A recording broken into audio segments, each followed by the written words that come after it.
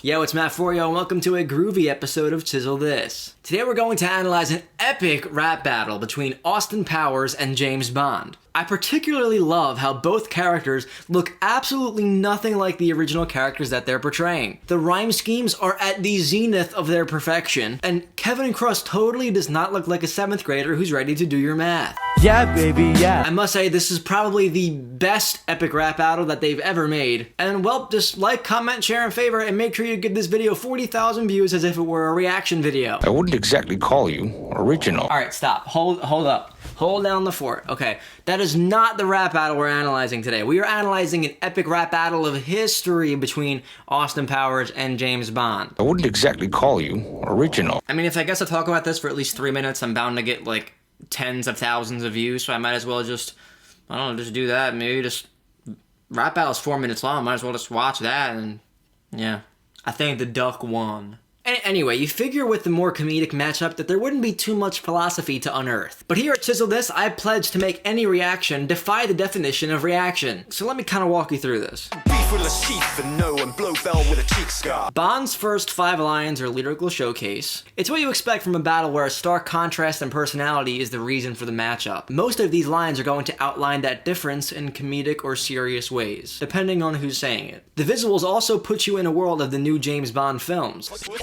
License to kill. You couldn't get a learner's permit. This is a classic ERB line that shows their roots as comedians, because that's what they really are, comedians having fun. It takes a reference to the character at hand, gives it a clear double meaning that warrants a follow-up, and then draws the comparison from the bottom of whichever barrel the original line comes from. The dynamic range between the two traits that Bond identifies here just identifies the vacuum between these two characters. Spell my name. The ladies wanna be on D. Here we get the first of many plays on words for the name James Bond.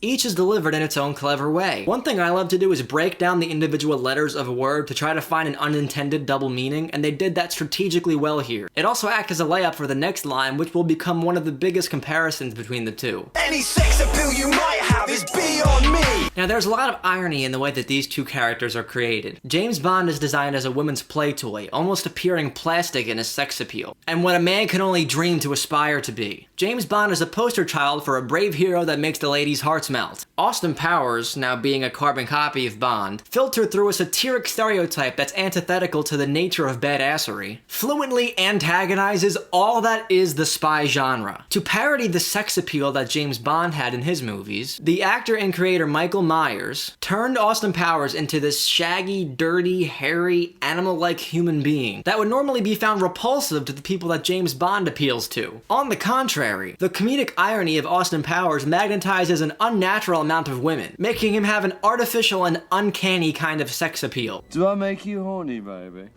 Similar to this, what this battle actually does within the first 3 verses is shows the frustration in a people who were taking such pride in perfecting a certain genre, only to have it mocked and parodied by another that doesn't take it quite as seriously. In the real world, we don't see that kind of response in any of the actual spy movies, because that spy genre can carry on without being bogged down by parodies like Austin Powers. However, the Austin Powers movies have thrived off of the characteristics of the latter genre, and are actually famous for their interaction and derivation of it. This battle does a good job from start to finish in showing the natures of both kinds of spy genres, and how they would interact with each other if this conflict was as apparent in real life. Bond sends it off to Powers in a powerful repurposing of weapon terminology that he transposes into rap terminology. I only need one round. Golden gun. Now you could say that this will be more powerful if Bond actually only had one verse and he said that at the end of it, but in situations like this, you want to weigh the implementation of that line heavier than the literal meaning it might carry when the structure of the battle yields for better opportunities, as this battle clearly does. Now I like that we hear Austin Powers first without seeing his face in action.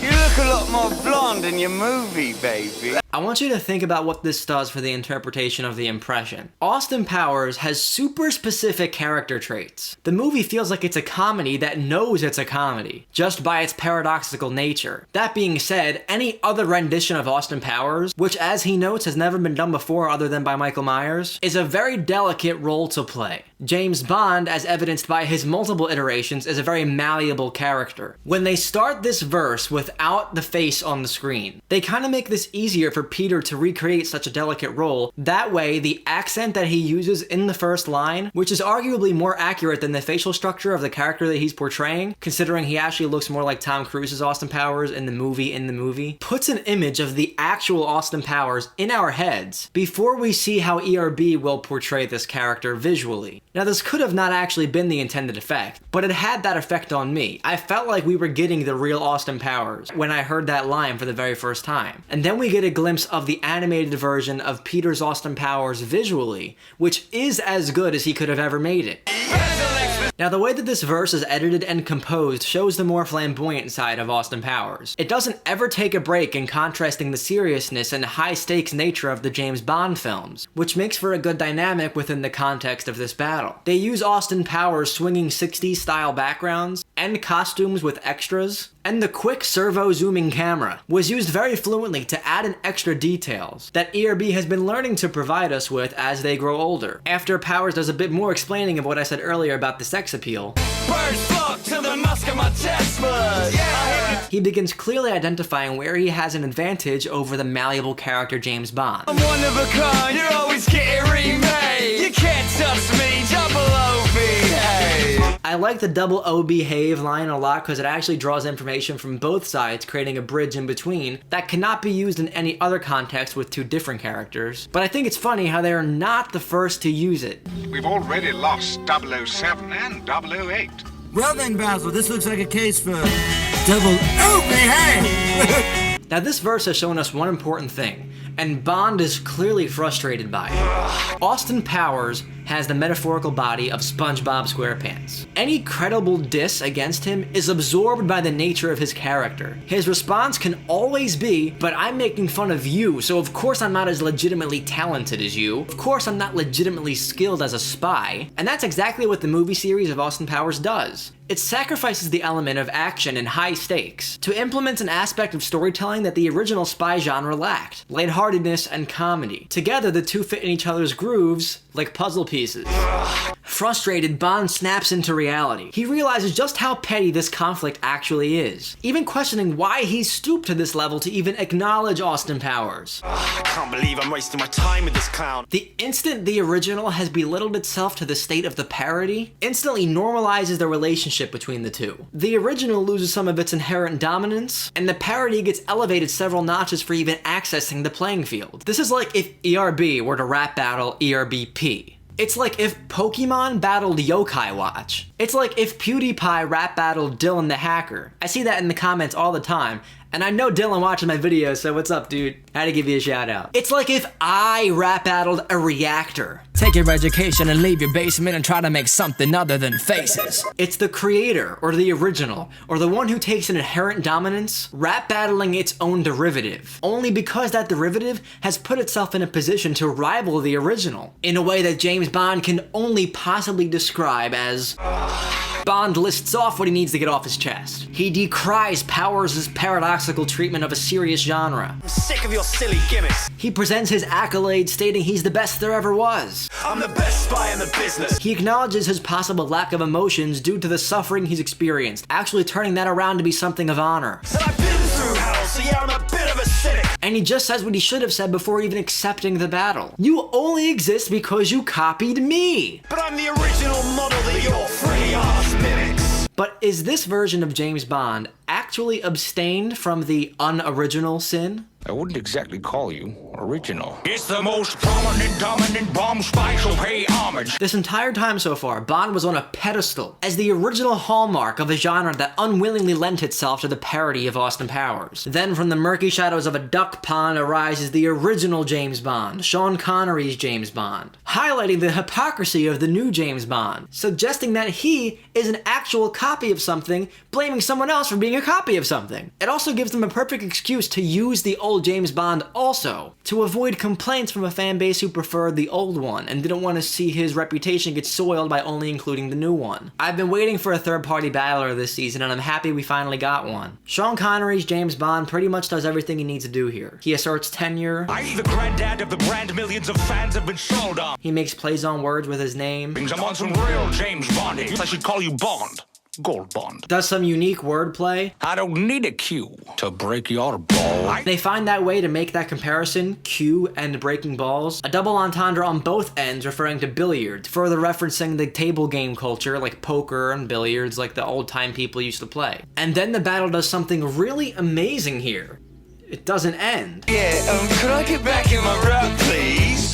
I kept thinking it was going to end abruptly, but they kept it going without leaving certain characters in the dust, kind of like they did to Bill Nye. The characters each get to rebuttal this third party that interrupted them, and they play off of each other very nicely. It's the movie business and you've had your six. I love how this one line was written in the stars to be used here, considering that the exact number from the quote that they used And you've had your six.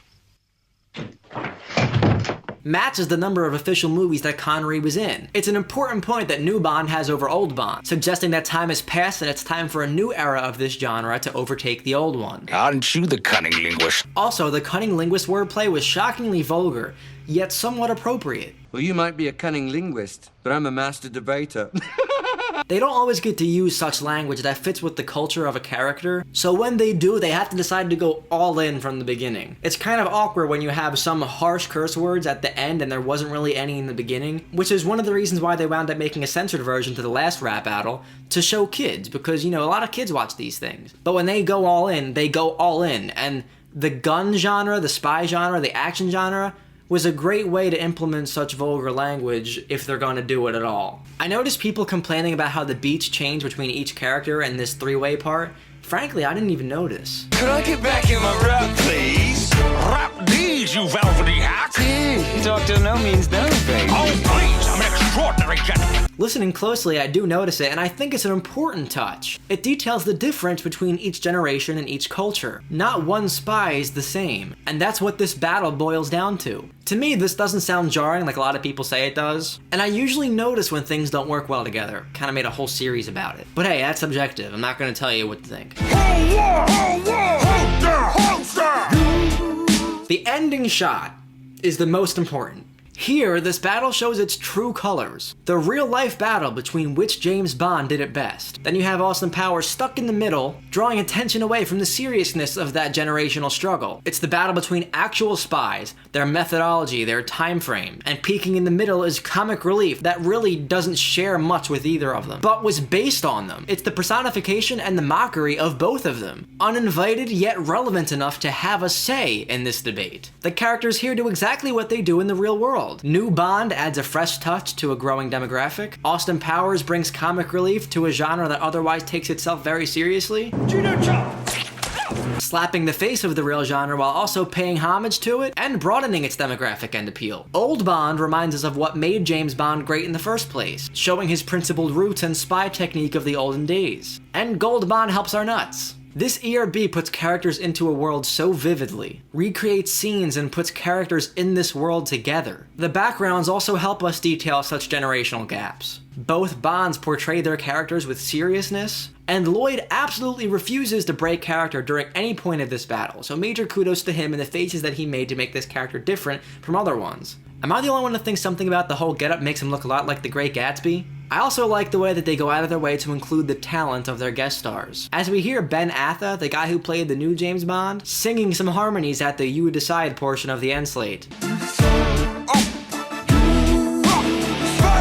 They also shout out his band in the behind the scenes, so it's nice to see some new talent mobilized through something so huge. Overall, these characters were portrayed very uniquely, showing a battle that we've wanted to see for so long in a way that we haven't seen at all. And it gives us characters represented in this stylized ERB way, when it's true to the original but adds so many things that make it unique. They just did a good job with this one. I'm Matt Forio. I have 2 albums coming out this summer, so make sure you stay tuned for them. I've got a whole lineup of great guest stars on them as well. They're both about very deep subjects that I care a lot about, but one is told entirely through Pokemon songs, and the other one is told through, you know, kind of style you probably haven't heard from me yet.